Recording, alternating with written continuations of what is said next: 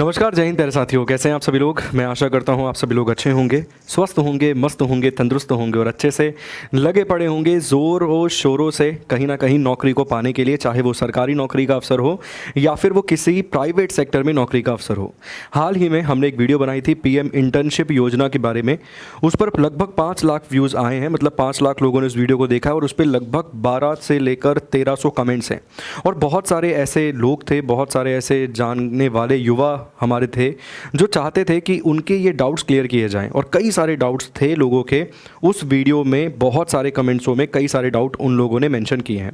तो आज उनसे संबंधित डाउटों को भी क्लियर करेंगे और साथ के साथ हम और ब्रीफली जानने का प्रयास करेंगे कि क्या है बेसिकली पीएम इंटर्नशिप योजना और क्या SC/ST छात्रों के लिए यहाँ पर एज लिमिट में रिलैक्सेशन दिया गया है या फिर OBC वाले जो छात्र हैं, EWS वाले जो छात्र हैं, उन्हें एज रिलैक्सेशन मिला है या नहीं मिला है। इस वीडियो में हम इसको भी डिस्कस कर लेंगे। क्लियर है। सबसे पहले अगर हम बात करें पीएम इंटर्नशिप योजना के बारे में, तो युवाओं को रोजगार मिलेगा। कौन युवा होंगे वो, तो देखिए यहाँ पर एज लिमिट मेंशन किया गया है। 21 से लेके 24 वर्ष की आयु के जो युवा हैं उन्हें बेसिकली ये रोजगार मिलेगा। वो बड़ी बड़ी जो कंपनीज हैं, मतलब भारत में कुल मिला के जो 500 बेस्ट कंपनीज मिलेंगी ना, उन्हें यहाँ पर रोजगार मिलेगा। ठीक है।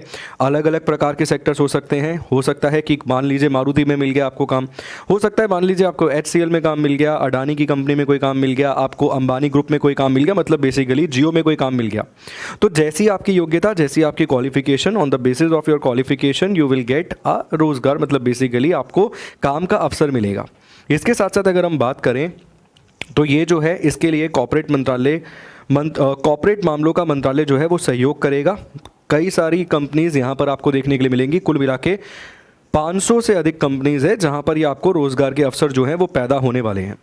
अगर हम बात करें यहाँ पर तो लक्ष्य है अगले 5 वर्षों में, मतलब जो नेक्स्ट 5 ईयर है, आपको पता है अभी ही बेसिकली जो मोदी 3.0 का, मतलब जो थर्ड टर्म है उनका अभी शुरू हुआ है प्राइम मिनिस्टर का रिसेंटली।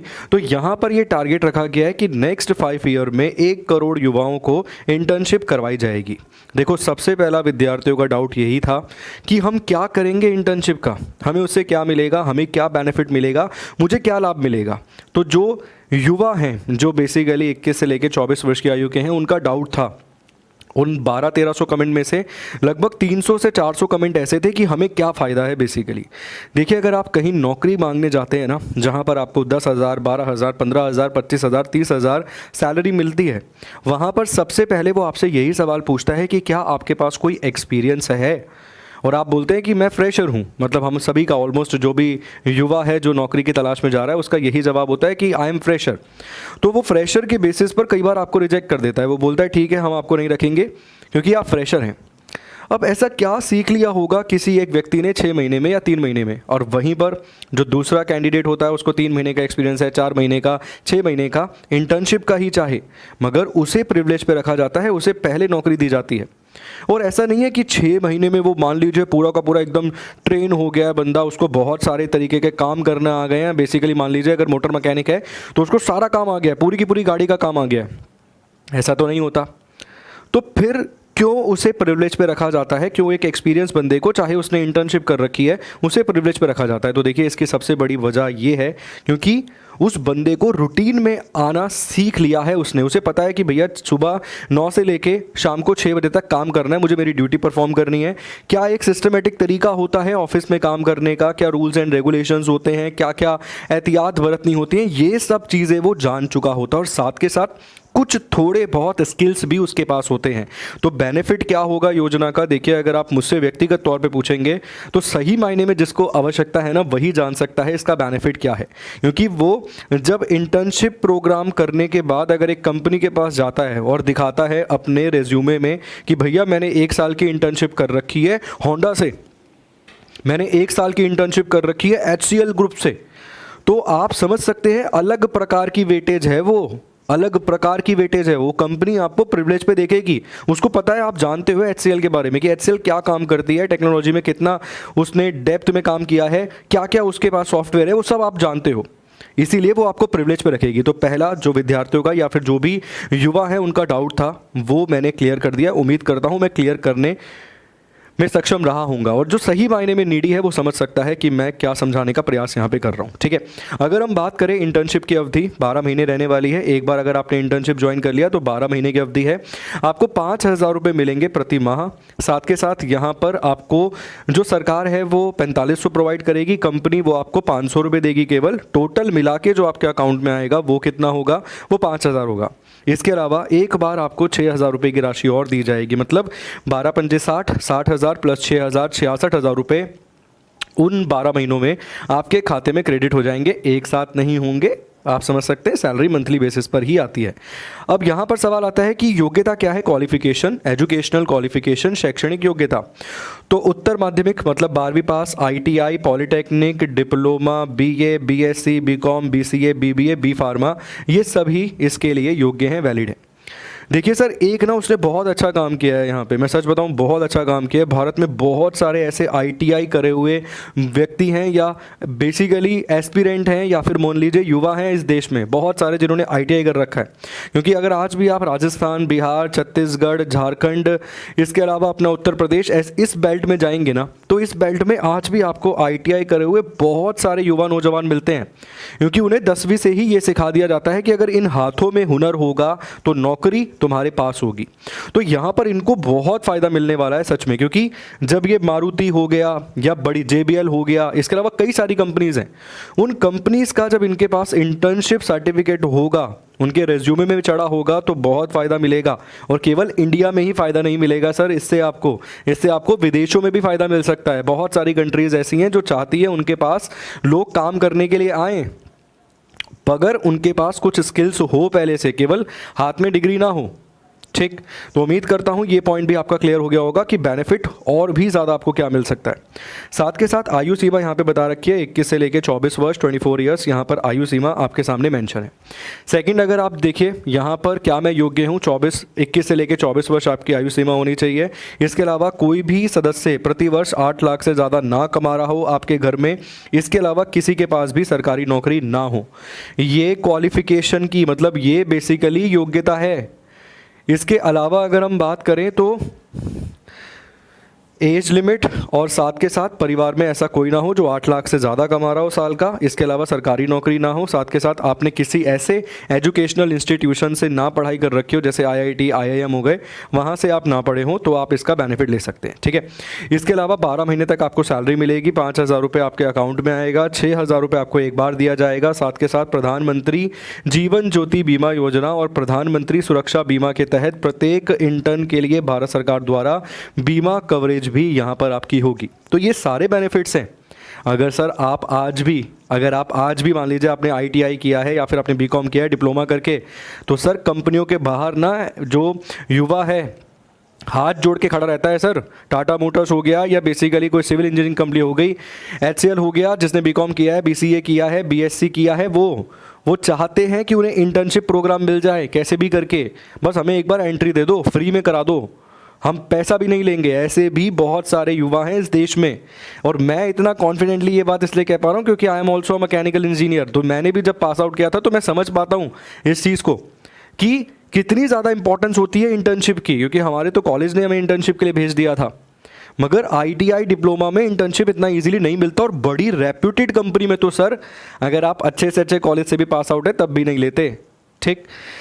चलिए, इसके साथ साथ अगर हम बात करें तो इस प्रकार से आपको वेबसाइट मिल जाएगी pminternship.mca.gov.in। यहाँ पर आपको जाना है, रजिस्ट्रेशन करना है। मैं पूरी प्रोसेस भी आपको समझाने की कोशिश करता हूँ, जो भी भाषा में आप कंफर्टेबल हैं, चाहे वो एसमीज़ है, Bengali, English, basically constitution language इसमें आपको मिल जाएंगी, संवैधानिक भाषाएँ।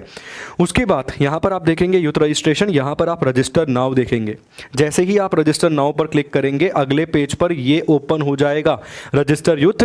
यहाँ पर अपना मोबाइल नंबर डालना है और सबमिट कर देना है इस पे ओके करके, ठीक है। यहां पे मोबाइल नंबर डालना है, सबमिट कर देना है इस पे ओके करके, एग्री करके। उसके बाद नेक्स्ट पेज खुलेगा आपके सामने। यहाँ पर वो बोलेगा करंट पासवर्ड। ये करंट पासवर्ड आपने जो मोबाइल नंबर डाला है उस पर आया होगा, वो पासवर्ड यहाँ आप डालेंगे।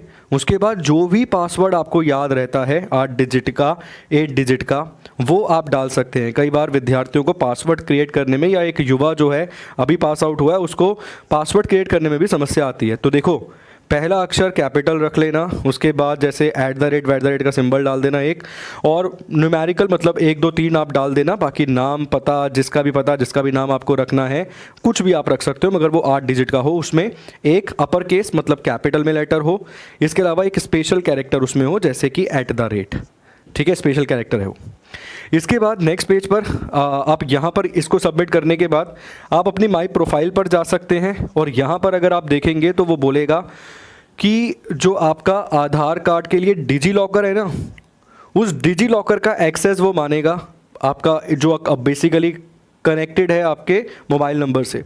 उसमें आप कंटिन्यू करेंगे, अपना पासवर्ड डालेंगे डिजी लॉकर का 6 डिजिट का, तो डायरेक्ट जो भी आपके डिजी लॉकर पे डॉक्यूमेंट्स हैं, चाहे वो आधार कार्ड है, पैन कार्ड है, आपका ड्राइविंग लाइसेंस है, वो सारे के सारे डॉक्यूमेंट दस्तावेज़ यहाँ पर जनरेट हो जाएंगे, ऑटोमेटिकली आ जाएंगे। डिजी लॉकर ये भी भारत सरकार के द्वारा क्रिएट किया गया, सुरक्षित हमारे दस्तावेज़ वहाँ पर हमें मिल जाते हैं। ठीक, तो ये सारे के सारे डॉक्यूमेंट्स यहाँ पर आ जाएंगे इस तरीके से। उसके बाद आपको अपनी पर्सनल इन्फॉर्मेशन में जो चीज़ें नहीं भरी होंगी वो यहाँ पर आप भर देंगे, जैसे अपना नाम, डेट ऑफ बर्थ, किस कैटेगरी से आप आते हैं, इसके अलावा कहाँ रहते हैं, हाउस नंबर, एड्रेस सही भरना।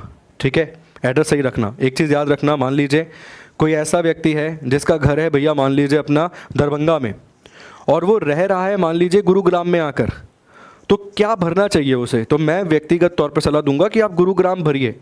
ठीक है, कैसे? 2 एड्रेस मांगे अगर आप ध्यान से देखेंगे तो।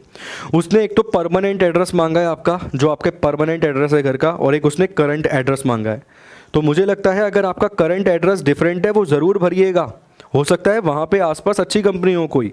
वैसे भारत सरकार कोशिश कर रही है कि जो जहाँ पर है उसको आसपास में ही कोई बेहतरीन कंपनी में इंटर्नशिप करवा दी जाए। ठीक, एक बहुत इंपॉर्टेंट चीज़ है इसमें जिसको बहुत अच्छे से, बहुत समझदारी के साथ यहाँ पर आपको फिल करना है। ये सारी इन्फॉर्मेशन तो आप आसानी से फिल कर लेंगे। जो सबसे इम्पॉर्टेंट चीज़ मैं मानता हूँ वो है माई स्किल्स। आपको स्किल्स में आपको क्या क्या आता है? मान लीजिए किसी को टैली आता है, किसी को टाइपिंग आती है, किसी को माइक्रोसॉफ्ट आता है, तो वो सब चीज़ें यहाँ पर फिल करनी है। जैसे देखो यहाँ पर एडवांस एक्सेल फिल कर रखा है, एनालिटिक्स स्किल्स फिल कर रखा है। ठीक है, तो ऐसे आपको स्किल्स अपने फिल करने हैं। मैं फिर कहूँगा, भाषा स्टार्टिंग में ही आपने देखा था सिलेक्ट करने का ऑप्शन था। इसके अलावा जो भी भाषा में आप कंफर्टेबल है, इंग्लिश, हिंदी, नॉन लैंग्वेज जो भी आपको आती है वो आप इस फॉर्म में कंप्लीट फिल कर देंगे, और फिर अपना रिज्यूम एक तरीके से यहाँ पे क्रिएट हो जाएगा, और उस रिज्यूम को आप अपने पास डाउनलोड करके भी रख लेंगे। ठीक है, तो ये कंप्लीट प्रोसेस हो गई। पहले दिन मतलब 12 अक्टूबर को जब ये फॉर्म फिल होना शुरू हुए थे तो एक ही दिन में 1,25,000 से ज़्यादा फॉर्म भर दिए गए थे, और जो कि फर्स्ट सेशन गवर्नमेंट ने डिसाइड किया है 1 करोड़ टोटल दिए जाएंगे 5 साल में। मगर 3 दिसंबर तक बेसिकली जो डिसाइड किया है कितने लोगों को सिलेक्ट करना है इनमें से, तो 1,25,000 ही लिमिट रखी गई है पहली बारी में। तो आप समझ सकते हैं बहुत सारे लोग फिल कर रहे हैं। अपनी इन्फॉर्मेशन ठीक से डालिएगा, जो स्किल्स हैं वो बहुत ठीक से डालिएगा, ताकि आपके जो चांसेस हैं वो अधिक हो जाएं। और अगर आप ये सोचकर घर पे बैठे हैं, कह रहे हैं मैं क्या करूँगा 5,000 का, ये तो 5,000 मेरी 5 घंटे की बेसिकली खर्चा है। तो एक चीज़ याद रखना, 5,000 की तरफ तो कम देखिए सर। एक तो आप देखो बेरोज़गार हो, घर में बैठे हो, और सामने से एक बड़ी कंपनी आपको आमंत्रित कर रही है कि आइए हमारी कंपनी में आके सीखिए कुछ चीज़ें। एटमॉस्फेयर देखिए कैसा है, एक बढ़िया कंपनी MNC का एटमॉस्फेयर क्या होता है। वहाँ से निकलने के बाद आपके पास अपॉर्चुनिटी के चांसेस जो होंगे, आपके मौके के जो चांसेस होंगे वो लगभग शायद 5 से 10 गुना बढ़ चुके होंगे एज़ कम्पेयर टू अगर आप अभी भी ये सोच के फॉर्म नहीं भरते कि मैं क्या करूँगा 5,000 का, मुझे क्या ज़रूरत है। समझदार बनिए और जागरूक बनिए, और अगर आपको लगता है कि अवसर मौका आपके फ़ायदे का है तो ज़रूर उसका लाभ भी उठाइए। आशा करता हूँ जितनी जानकारी इस वीडियो के माध्यम से आपको मिलनी चाहिए थी वो सारी की सारी मैंने आपको दे दी होगी। बहुत बहुत शुक्रिया, धन्यवाद, thank you so much, God bless you.